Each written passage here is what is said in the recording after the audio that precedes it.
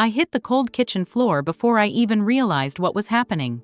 1 second I was chopping onions for dinner. The next, the room spun. The granite countertop rushed toward me, and everything went black. When I woke up, I wasn't in my kitchen anymore. I was in a hospital bed, tethered to machines that beeped like impatient metronomes. The sterile air burned my throat. My chest felt like it had been crushed. "Mrs. Stephen, can you hear me?" a nurse asked, her voice calm but urgent. "You had a severe cardiac episode. We almost lost you. Twice. Almost lost me twice." Her words cut through me like shards of ice. And then she said the thing that mattered most. "We'll need to call your emergency, contact your son." Relief washed over me. My Michael. My only child. The boy I'd raised single-handedly after his father abandoned us. The man I had worked 3 jobs to put through college. The successful businessman living in a mansion with his glamorous wife, Victoria. Of course, he would come. Of course, he would drop everything. After all those years of sacrifice, this would finally be the moment where love came full circle. I lay there listening through the thin hospital walls as the nurse made the call. Her tone carried urgency. "Mr. Stephen, this is St. Mary's Hospital. Your mother has suffered a severe cardiac event. It's very serious. The doctors aren't sure she'll make it through the night." And then his reply. Cold. Detached. Venomous. "Look, I'm busy. I've got dinner reservations at Le Bernardin. Do you know how hard it is to get a table there? If she's going to die, she's going to die. Call me in the morning if she's still alive." The line clicked. My heart monitor spiked as if trying to keep me alive out of sheer defiance. I stared at the ceiling, each word hammering into me. I'm busy. If she's going to die, she's going to die. That was the night the old Anna, the one who gave everything and asked for nothing, died in that hospital bed. And what rose in her place was something far more dangerous. Because if my son thought I would keep being his doormat, he was about to discover just how wrong he was. 7 days after nearly dying, I walked out of St. Mary's Hospital under my own power. My body felt weak, but my mind had never been sharper. The doctors called it a miracle recovery. I called it a rebirth. Michael hadn't visited once, not a single flower, not a single phone call to check if I was still breathing. The nurses tried to hide their disgust, but I saw it in their eyes every evening when visiting hours ended and my room remained empty. Other patients had balloons, families holding their hands, laughter echoing through sterile hallways. I had silence and the growing fire of betrayal. On the 3rd day, a card finally arrived. A generic, "Get well soon," from the hospital gift shop. No personal message, no love, no warmth. Just his name, signed like it was a business contract. Michael. That's when it hit me. I had spent 30 years sacrificing everything, my retirement, my health, my peace of mind, to give him a future. And what had he given me in return? Indifference. Disrespect. A dinner reservation. That night, staring out at the city lights from my hospital window, I made a decision that would change everything. If Michael thought of me only as his personal ATM, then it was time to close the vault. The morning I was discharged, I didn't go home to rest. In his number, I went straight to the bank, dressed in the black suit I had once worn to my husband's funeral. It still fit perfectly, and it carried the weight of finality. James Patterson, my banker of 20 years, greeted me with concern. "Anna, I heard about your health scare. How are you feeling?" "Like a woman who finally woke up from a very long sleep," I replied. We sat in his office for an hour, reviewing every account, every loan, every joint signature Michael had ever manipulated me into agreeing to. And then I said the words that marked the end of an era. "I want to liquidate everything, close every account he has access to, effective immediately." James hesitated, studying my face. "Anna, are you sure?" I smiled, and it wasn't the smile of a grieving mother. It was the smile of a woman reborn. I've never been more sure of anything in my life. As the paperwork piled up, my phone buzzed again and again. Michael's name flashed across the screen, call after call after call. I let them all go to voicemail. By the time I left the bank, his empire of entitlement had just crumbled. The leash was cut. The safety net was gone. And for the first time in 30 years, I finally felt free. When I pulled into my driveway that afternoon, the ink on my new bank documents barely dry, my phone lit up with 17 missed calls. Each voicemail was more frantic than the last. The first few dripped with confusion. "Mom, the bank called me. What's going on? Call me back." By the fifth, the edge of panic had sharpened. "Mom, they're saying you closed our joint accounts. Tell me this is a mistake." By the 10th, desperation had taken over. "What the hell are you doing? The bank won't tell me anything. Call me now." And the final one, the 18th call, was a voice I barely recognized, cracked, pleading. "Mom, please, I don't understand what's happening. I'm coming over." Perfect. Minutes later, I heard the screech of tires in my driveway. Michael's car door slammed, and then came the furious pounding on my front door. Mom, open up." I took one last sip of tea, adjusted my lipstick in the hallway mirror, and opened the door with the sweetest smile I could muster. "Michael," I said softly, "what a pleasant surprise." He stormed past me, his face flushed with anger and fear. "Mom, what have you done? The bank says you liquidated everything. Do you have any idea what you've just destroyed?" I closed the door with deliberate calm and leaned against it. "Would you like some tea, dear? You look upset." "I don't want tea, I want answers." I sat down in my favorite armchair, the one I had bought secondhand 20 years ago after paying for his MBA, and crossed my legs. "I've taken control of my finances, Michael. At my age, it's important to be organized." "Organized?" He was practically shouting. "You've closed accounts. I need access to the business account, the emergency fund." "Correction," I interrupted smoothly. "Those were my accounts, not yours." He froze, as if the concept had never once crossed his mind. "But I use them. You know I use them." "I know," I said evenly. "That's exactly the problem." His eyes darted wildly, his polished confidence unraveling in front of me. He sputtered excuses, tried to rationalize, tried to gaslight me back into submission. And then I cut him off with the blade he couldn't dodge.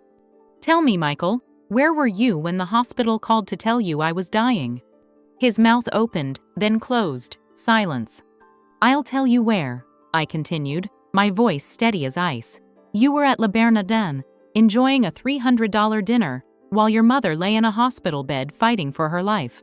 Do you remember what you said, Michael? Because the nurse told me every word." His face went pale. "Mom, I didn't mean it the way it sounded." I leaned forward, locking eyes with him. "You said, if she's going to die, she's going to die. Those were your exact words. And you expect me to keep financing your life after that?" For the first time in his adult life, my son looked afraid of me. And he should have been. Because I wasn't his doormat anymore, I was his reckoning. Michael's face twisted into something I hadn't seen since he was a spoiled teenager being told no for the first time. Rage. Pure, unfiltered rage. "You can't do this to me," he shouted, pacing like a caged animal in my living room. "I'll fight you on this. I'll have you declared incompetent. I'll drag you into court if I have to." I leaned back in my chair, calm as stone, watching him unravel. "Declared incompetent?" I echoed with a faint smile. "Because I finally stopped letting you siphon my accounts? Good luck with that, dear." He jabbed a finger at me. "You've ruined everything. The business, the house, our entire life depends on those accounts. Do you even realize what you've done?" "Yes," I replied coldly. "I've stopped being your safety net. What you build from here is your problem, not mine." Michael's voice cracked with desperation. "Mom, you can't just cut me off. I've given you grandchildren. I've built a life. You can't tear it down."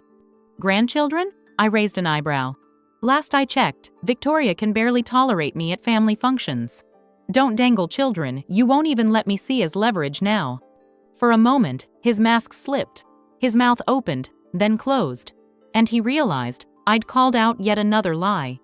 His tone shifted, softer but laced with venom. "You think you're strong now, but you're not. You're old, alone, and when you need me, I won't be there." I stood, walking slowly toward him, each step deliberate. "You weren't there when I needed you, Michael. You had the chance to prove your love, and you chose dinner reservations over my life. I will never forget that." He swallowed hard, his bravado faltering. "I suggest," I said quietly, almost like a warning. You leave my house before you say something else you can't take back. For a heartbeat, the only sound was the ticking of the clock on the wall. Then, with a violent shake of his head, Michael stormed out, slamming the door so hard the walls rattled. I exhaled slowly, letting the silence settle over me like armor. I knew then that this wasn't going to end with a simple financial cutoff. My son was going to fight. He was going to claw and manipulate and threaten to keep me under his control. But what he didn't know, what he had never bothered to learn, was that I had a strength he couldn't buy, a patience he couldn't fathom, and allies he didn't know existed. And if he thought he could beat me in a dirty fight, well, he was about to learn just how dangerous a woman with nothing left to lose could be. That night, I sat in the quiet of my living room, the same four walls where I had spent decades patching up Michael's messes. But now, the silence felt different, like a battlefield before the first shot is fired. He thought this was over. He thought a few threats about lawyers and competency hearings would scare me back into submission. He didn't realize. The more he tried to intimidate me, the colder my resolve became. If Michael wanted a war, then he'd get one, but not on his terms. On mine. The next morning, after my coffee, I picked up the phone and dialed a number I hadn't called in over 5 years. It rang twice before a warm, steady voice answered. "Hello? Sarah, it's Anna." There was a beat of silence, then sudden warmth. "Anna Stephen! My God, it's been too long. How are you?" I smiled faintly.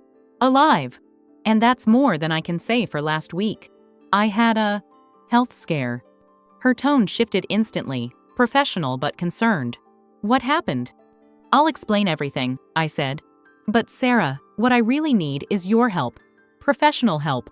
Sarah Martinez had been my roommate in college, the kind of friend who had studied until sunrise and shared secrets by candlelight during blackouts.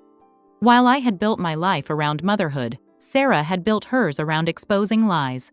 She had become one of the most respected private investigators in the state. "What do you need me to do?" she asked. I swallowed hard. Even saying the words felt surreal. "I need you to investigate my son." Silence. Then, cautiously, "Your son? Anna, what's going on?" I told her everything. The hospital, the call, his exact words. "If she's going to die, she's going to die." The years of money drained from me under the guise of emergencies. The contempt, the lies, the manipulation. By the time I finished, Sarah's voice was tight with restrained fury. "Jesus Christ, I'm so sorry, Anna. He's been exploiting you for decades." "Yes," I said quietly. "And now I want to know just how deep the rot goes. His finances, his business, his marriage. I want to know everything, every secret, every lie, every penny he's stolen." "You want documentation," she said. "I want proof," I corrected. "If he tries to drag me into court, if he thinks he can bully me into submission, I want evidence strong enough to bury him." There was a pause, then Sarah's voice came back, sharp as steel. "Give me 1 week." As I hung up the phone, a strange calm washed over me. For the first time in years, I wasn't reacting. I was planning. Michael thought he knew the game. He thought his mother was weak, naive, incapable of fighting back. But soon, very soon, he would realize he was up against a woman who had stopped being a victim the night he chose dinner over her deathbed. And this time, I wasn't fighting for his future, I was fighting for my freedom. 7 days later, I sat in a quiet corner of a cafe downtown. My fingers curled around a porcelain cup of coffee I barely tasted. The autumn wind rattled the windows, and with it came the feeling that something permanent was about to shift. When Sarah walked in, she looked every bit the woman she had become, sharp, professional, carrying a thick leather folder under her arm. But her eyes told me everything before she even sat down. "It's worse than you think," she said. My stomach tightened. "Show me." She slid the folder across the table. Photographs, bank records, printouts of social media posts. The evidence of betrayal wasn't abstract anymore, it was ink and paper, captured in high definition. "Do you remember the $75,000 he said he needed last year for business equipment?" Sarah asked. "Of course." He showed me invoices for servers and computers. "Fake," she said flatly, pulling out a glossy photo. It was Michael and Victoria boarding a private jet, smiling as if the world belonged to them. They spent it on a 2-week vacation in the Maldives. My throat tightened. But the invoices? Fabricated. Very well done, but fabricated. She didn't stop there. The emergency surgery Victoria claimed she needed, cosmetic, nose job and breast augmentation, paid in full with your loan. The business crisis that required urgent cash? Another photo slid across the table. Michael on the deck of a newly purchased boat, champagne bottle in hand. That wasn't a crisis, that was a yacht. Each page was another knife, another scar opening inside me. But the worst came last. Sarah pulled out a print of an Instagram post. Victoria, posing with a glittering diamond necklace, captioned, "Sometimes you have to treat yourself to the best. Number blessed, number date night." The timestamp stopped my heart. The exact night I was in the hospital, fighting for my life. "They weren't just at dinner," Sarah said grimly. She pulled out one final photograph.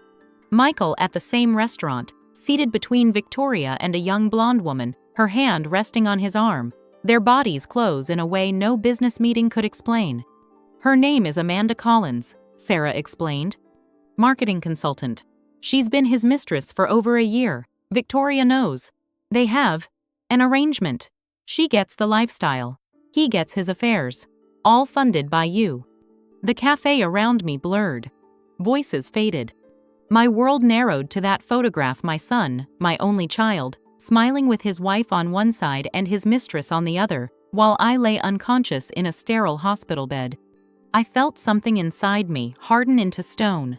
This wasn't just financial abuse. This wasn't just betrayal. This was annihilation of everything I had believed about family, loyalty, and love. "They think I'm weak," I whispered, sliding the photo back into the folder. "They think I'm blind." Sarah reached across the table, her voice steady. "So, what do you want to do with all of this?" I looked her in the eye, my voice steady as steel. "I want you to keep digging. Every lie, every affair, every cent they've stolen. I want it all." Because Michael had just declared war. And I was done losing. The folder sat heavy in my lap like a loaded gun. Every page was a bulletproof of lies, fraud, betrayal. And I was done keeping the safety on. The next morning, I dressed with purpose. Not the plain sweaters Michael was used to seeing me in, but my sharp navy suit, silver hair perfectly styled, lipstick the color of blood. If he was going to underestimate me, I would make sure he did so at his own peril. My first stop was the bank. James Patterson, my banker of 2 decades, raised his eyebrows the moment I set the folder on his desk. "Anna, what is this?" "Evidence," I said calmly, "and leverage." "Tell me something, James. Those business loans Michael secured with my credit, what happens if my financial picture changes overnight?" James frowned. "If your liquidity drops, the bank would call in the loans. He'd have to repay immediately or lose the collateral." I leaned in, my voice low. "Then let's make my financial picture change. Permanently." James hesitated, but the determination in my eyes silenced him. Together, we transferred every asset, savings, investments, retirement accounts into new structures Michael could never touch. Trust funds, offshore holdings, protected, untouchable.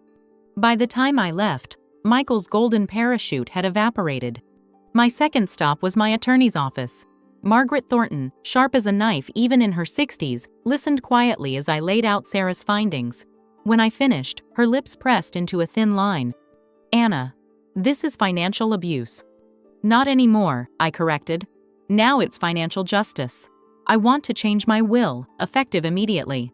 Michael gets nothing." Margaret's pen paused. "Nothing?" "Not a cent," I said. "Instead, my estate will go to causes that actually deserve it: animal shelters, women's shelters, scholarships, people who won't treat me like an ATM with a pulse." Margaret nodded slowly, respect flickering in her eyes. "Do you want him to know he's been disinherited?" "Oh, he'll know," I said with a cold smile. "I'll leave him a letter. I want him to sit in that lawyer's office someday and hear, in my own words, exactly why he lost everything." That afternoon, as I walked out of Margaret's office, I felt lighter than I had in decades. For the first time in my life, I wasn't Michael's safety net, I was his storm. And the storm had only just begun. Because phase 1 was financial. But phase 2 would be personal. The first strike had been financial. Michael's safety net was gone, his loans teetering, his empire crumbling. But I knew my son well enough to understand that money, while vital, wasn't what cut the deepest. It was pride, reputation, image. So that's where I aimed next. On a Tuesday morning, a courier delivered a sealed envelope to Michael's consulting firm. I'd paid extra for tracking, extra for confirmation, extra to ensure it landed in his hands personally. Inside was a single photograph. Michael at Les Bernardins, his hand resting on Amanda's arm, their bodies leaning together, intimate and undeniable. Across from them sat Victoria, smiling for the camera as though she hadn't just ceded her husband to another woman. Tucked behind the photograph was a note written in my neatest, most deliberate handwriting. Michael, I thought you should know that your mother isn't as weak or blind as you believed. Some family secrets are harder to keep than others. Love, Mom. P.S. Amanda looks lovely in red. I hope the dinner was worth it. By noon, my phone was vibrating nonstop. Calls, texts, desperate voicemails. I didn't answer a single one. At 3 p.m., pounding echoed through my front door. I let him knock until the rhythm grew ragged, then opened it with a serene smile. He stormed in, his face pale, eyes wide with panic. What the hell was that, Mom? I tilted my head. You'll have to be more specific, dear. I've been very busy lately. That photo, the note. Do you have any idea what you've done? I poured myself a glass of water, moving with maddening calm. I reminded you, Michael, that I am not blind, that I see you clearly now, that your lies have a paper trail. His jaw clenched, fury bleeding through the panic. If this gets out, it'll ruin me. I took a slow sip, then met his eyes. No, Michael, you ruined yourself. I'm just the mirror showing you the reflection you've spent years avoiding. For the first time, he seemed to falter, his arrogance cracking under the weight of fear. Good. Let him feel the dread I had felt lying alone in that hospital bed. Because this was only the beginning. Michael sat rigid on my couch, his expensive suit wrinkled, his hands clenched like fists. He looked less like a confident businessman and more like a child waiting for punishment he knew was coming. I set the thick folder of Sarah's investigation on the coffee table between us. It landed with a heavy thud. Michael flinched. "What's that?" he asked, though his voice already trembled with the answer. "Your life," I said coldly. "Or what's left of it." I opened the folder slowly, savoring the moment. Let's begin, shall we? The first page, forged invoices for the so-called business equipment. I slid them toward him. $75,000. Not for servers, not for computers. For a private jet and 2 weeks in the Maldives. His jaw tightened. That's not entering. Don't insult me with another lie. I slapped a photo on top of the invoices, him and Victoria grinning on the jet, champagne in hand. His mouth snapped shut. The next page, Victoria's emergency surgery. I pushed forward the receipts from the cosmetic clinic. A nose job and breast augmentation, paid for by your mother's retirement. His face flushed crimson. I kept going. A boat, a vacation home, jewelry, vacations. Over $400,000 in emergencies that were nothing more than indulgences. And then the dagger, a photo of him at the restaurant with Amanda, time-stamped to the very night I almost died. While your mother was on a hospital bed, fighting for her life, you toasted champagne with your wife and your mistress. Michael buried his face in his hands. Stop. No, I snapped. You don't get to silence me anymore. I flipped to the section on tax fraud. You claimed personal expenses as business write-offs expenses I paid. That's illegal, Michael. You've built your entire empire on lies and on me. His voice broke. Mom, please. I leaned in, eyes blazing. Don't call me that like it still means something to you.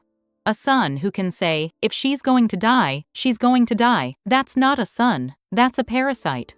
He looked up at me then, pale and shaking, the mask finally gone. For the first time, I saw fear in his eyes, not of losing money, but of losing the last piece of control he had over me. I closed the folder and pushed it toward him. This is who you are, Michael. Every page, every photo, every lie. And you know what's worse? I finally believe you. He swallowed hard. What? What are you going to do with it? I stood, towering over him. That depends entirely on you. Because whether this evidence stayed private or destroyed his name, his marriage, and his business was now a choice only I would make. And Michael finally understood. The power had shifted, permanently. Michael's breathing was ragged, his face pale as the folder sat in front of him like a loaded gun. For years, he had controlled the narrative. He was the successful consultant, the self-made man, the son whose mother supported him out of love. Now, the mask had been torn away. He looked exactly like what he was. A fraud. "Mom, please. I can fix this," he whispered, his voice shaking. I stood tall, my tone sharp as steel. "No, Michael, you can't fix this. Because this isn't about money. This is about respect. About 30 years of sacrifice met with contempt. About a son who valued dinner reservations more than his mother's life." He opened his mouth to protest, but I raised a hand. "Save it. You'll have plenty of time to explain yourself in bankruptcy court. Or maybe to the IRS.